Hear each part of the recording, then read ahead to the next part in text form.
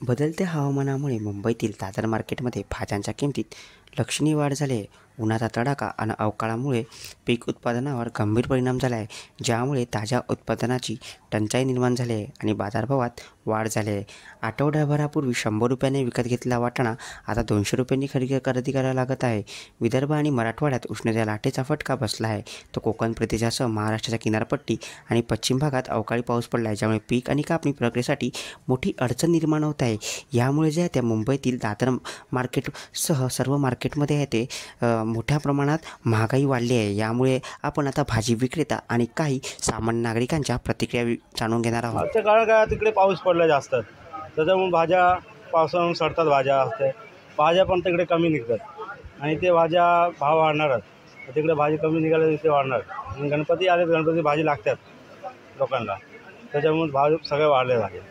वाटाणा आहे बघा, पहिले 80-100 होते, आता 200 रुपये झाले. गवार 60 रुपये होते, आता 120-100 झाले. असं आहे सगळ्या भाज्या. म्हणजे भेंडी बघा 60 रुपये होते, 80-100 भेंडी आहेत.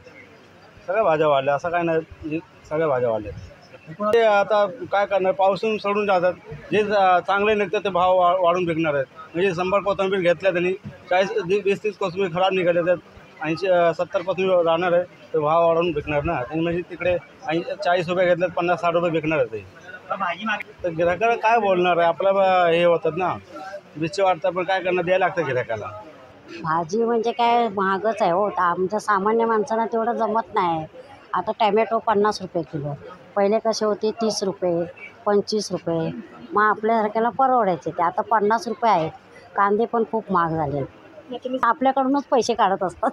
हिरव्या भाज्यांचा आता कोथिंबीरच 80 रुपये जुडी आहे, मग आपण कशी घेणार ती? 80 रुपये जुडी म्हटलं आपण घेणार का? नाही, आम्हाला तेवढं परवडत नाही.